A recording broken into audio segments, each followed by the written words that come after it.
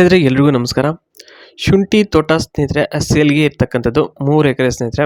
ಒಳ್ಳೆ ತೋಟ ಇದೆ ನೋಡಿ. ಇಲ್ಲಿ ತೋಟದ ವಿವರ ಈ ರೀತಿಯಾಗಿದೆ ನೋಡಿ. 2 ತಿಂಗಳು ಕಳೆದರೂ ಸಹ ಶುಂಠಿ ತೋಟ ಸೇಲ್ ಆಗ್ತಾ ಇಲ್ಲ.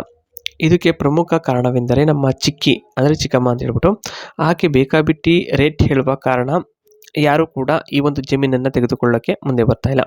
ಈ ಒಂದು ತೋಟದಲ್ಲಿ ಎಲ್ಲ ಸೌಲಭ್ಯಗಳು ಇದ್ದರೂ ಸಹ ಕಂಗಾಲಾಗಿ ಹೋಗಿದ್ದಾರೆ ಅಂತ ರೂಪ ಅವರು ಹೇಳಿದ್ದಾರೆ. ವರ್ಷಕ್ಕೆ ಒಮ್ಮೆ ಕಸ ಕಡ್ಡಿ ಬೇಡದ ಗಿಡಗಳನ್ನು ತೆಗೆದು ಹಾಕುವುದರಿಂದ ಇಂದಿಗೆ ತೋಟ ಬಹಳ ಚೆನ್ನಾಗಿ ಕಾಣುತ್ತೆ. ಆ ಒಂದು ಕಾರಣಕ್ಕೋಸ್ಕರ ರೂಪ ಅವರು ದೃಢ ನಿಲುವು ತೆಗೆದುಕೊಂಡಿರೋದು ಅಷ್ಟೇ. ಅದು ಬಿಟ್ಟರೆ ಫೈನಾನ್ಷಿಯಲಿ ತಕ್ಕ ಮಟ್ಟಿಗೆ ಇದ್ದಾರೆ. ಮನೆ ಕಡೆಯೂ ಕೂಡ ಪರವಾಗಿಲ್ಲ, ಏನು ಚಿಂದಿ ಚಿತ್ರಣ ಆಗಿಲ್ಲ ಅಂತ ಹೇಳಿದ್ದಾರೆ. ಇನ್ನು ಸೌಲಭ್ಯಗಳು ಏನೇನು ಇದಾವಪ್ಪ ಇವರಿಗೆ ಅಂತಂದರೆ, ಏನೇನು ಕೊಡ್ತಾರೆ ಅಂತಂದರೆ, ಸೌತೆಕಾಯಿ ಹಾಗೂ ಬದನೆಕಾಯಿ ತುಂಬ ರುಚಿ ಇರುತ್ತೆ ಆ ಒಂದು ಕಡೆಯಲ್ಲಿ, ಹಾಗಾಗಿ ಫೇಮಸ್ ಅದು. ಹಾಗಾಗಿ ಅದರಿಂದ ಬರುವ ಆದಾಯನೂ ಕೂಡ ಸಿಗುತ್ತೆ ಮತ್ತು ಚೆನ್ನಾಗಿ ಒಳ್ಳೆ ರುಚಿ ಇರುತ್ತೆ. ಆ ಒಂದು ಟೇಸ್ಟ್ ಬೇರೆ ಕಡೆ ಬರಲ್ಲ. ಒಂಟಿ ಮನೆ ಬೇರೆ ಇರುತ್ತೆ, ನಿಶಬ್ದವಾದ ಜಾಗ ಇರುತ್ತೆ.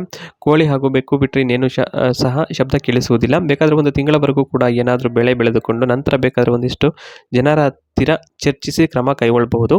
ರೆಂಟ್ಗೆ ಕೊಡಲಾಗುತ್ತದೆ. ಮೊದಲು ರೈತರಿಗೆ ಸಹಾಯ ಮಾಡುವ ಉದ್ದೇಶ ಅಷ್ಟೇ. ಅದಕ್ಕಾಗಿ ಏನೇ ಇದ್ದರೂ ಸರಿ ಸಮಸ್ಯೆಗಳನ್ನು ನೀಟಾಗಿ ಬಗೆಹರಿಸಿ ಕೊಡ್ತಾರೆ.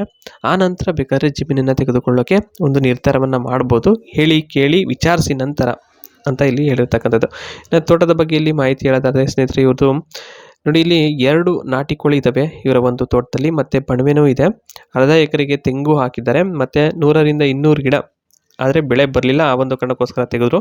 ಬದನೆಕಾಯಿ ಬೆಳೆ ಹಾಕಬೇಕಿತ್ತು, ಅದಕ್ಕೋಸ್ಕರ ತೆಂಗಿನ ಮರ ಎಲ್ಲವೂ ಕೂಡ ತೆಗೆದು ಬದನೆಕಾಯಿಗೆ ಹಾಕಿದ್ದರು. ಕಷ್ಟಕ್ಕೆ ಪ್ರತಿಫಲ ಸಿಕ್ತು ಅಂತ ಹೇಳಿದ್ದಾರೆ.